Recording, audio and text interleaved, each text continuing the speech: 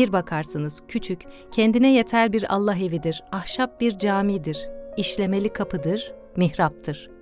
Kapıdaki çiçektir.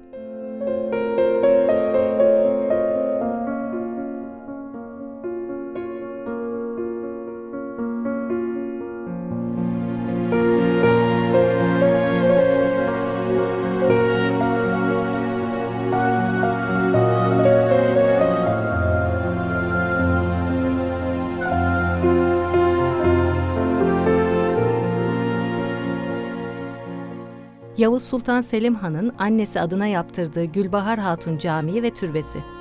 Kesme taş camiler, şehre uslanarak yuvarlanmış ve bir mabet olmanın ağırlığınca oturmuş kaya gibidir. Kalbin taşlaşmasına geçit vermeyen.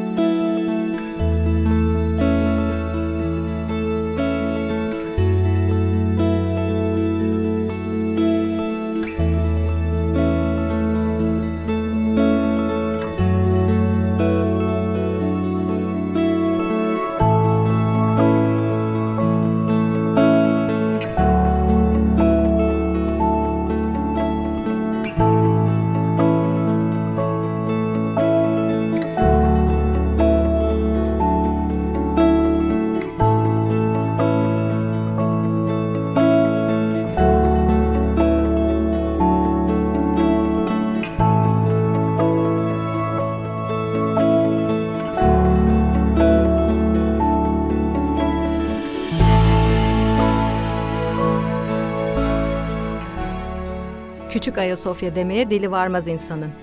Heybetin küçüğü mü olurmuş demeye varır Trabzon'un Ayasofya'sını görünce.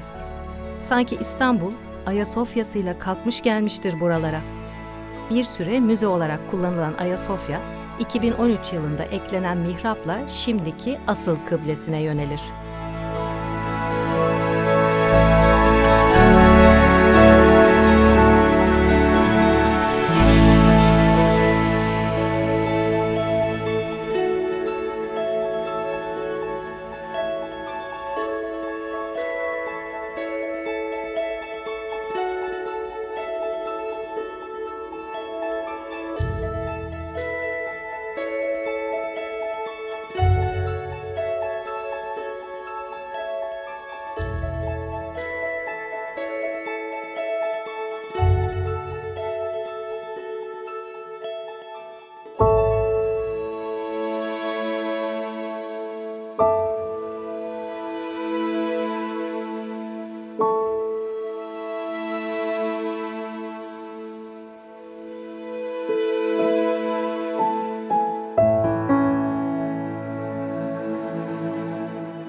Son parlak devirden bir Osmanlı evidir Kanuni Evi. Ev tarihin mahfazası olarak müze hizmeti verir. Çift kanatlı ahşap pencerelerine çekilmiş sürmelerinden geçmişin onuruyla bakar güne ve şehre.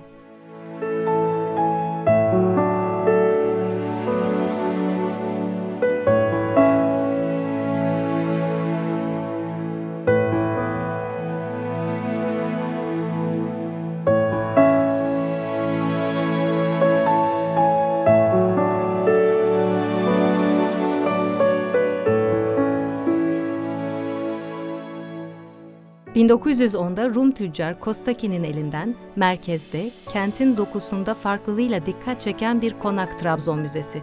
Milli mücadele yıllarında karargah olarak kullanılmışsa da şimdi sessizliğe ve belleğine çekilmiş bir müze.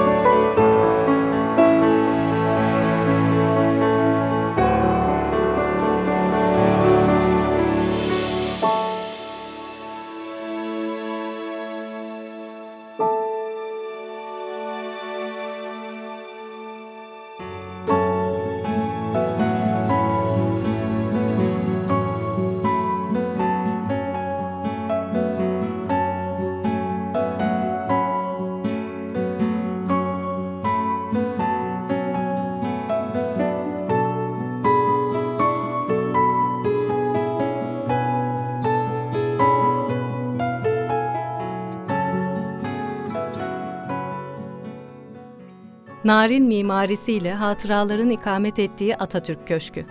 Trabzon'da 1890'ların Avrupalısıdır.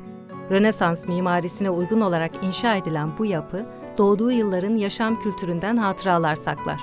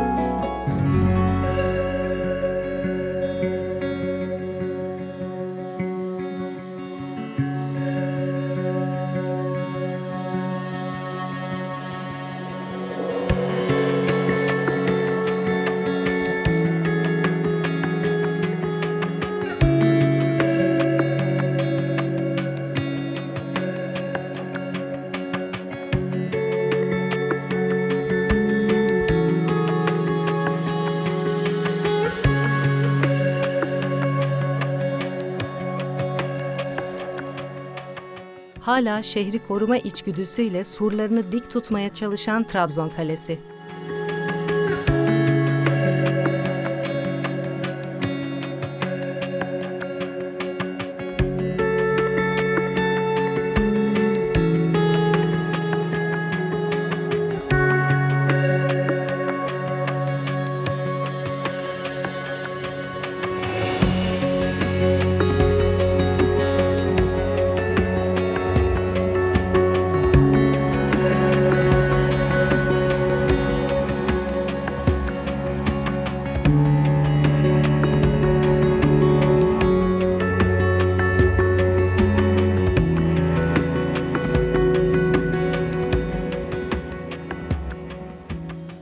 Semerciler mevkiinde 200 yıllık bir misafirhane, Alacahan.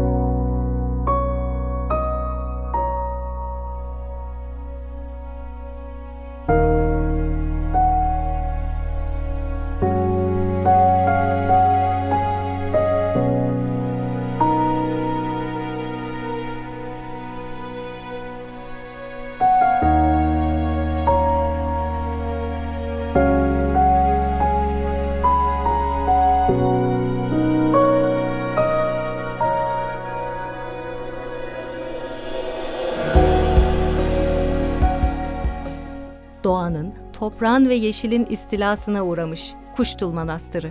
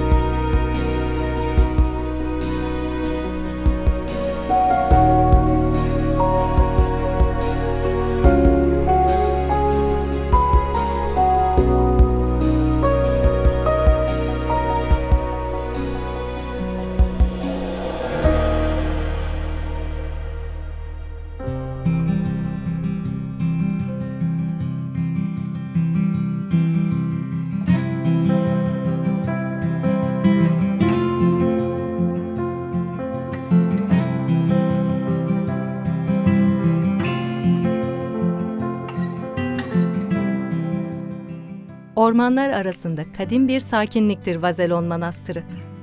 İlk göze çarpan tasvirlerin olduğu fresklerde cenneti, cehennemi ve son hükmü vaaz ediyor.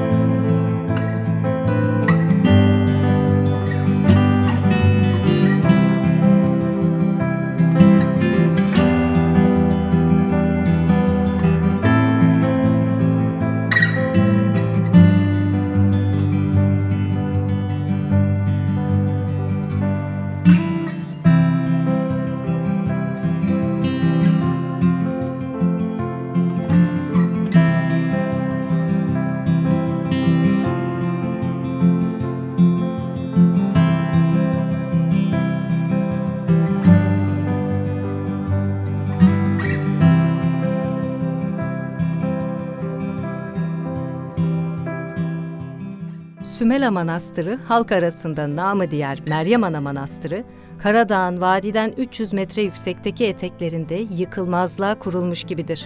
Kıyamet etüdü yapılmıştır. İçinde yer alan Hazreti Meryem tasvirinin siyahlığı, yaşanan geçmiş hüzünlerin üstüne çekilmiş siyah bir tül gibidir.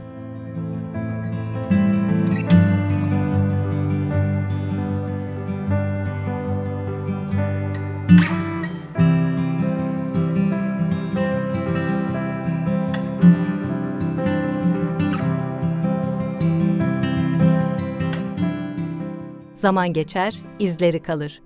İz sürecek serüvencileri bekler Trabzon.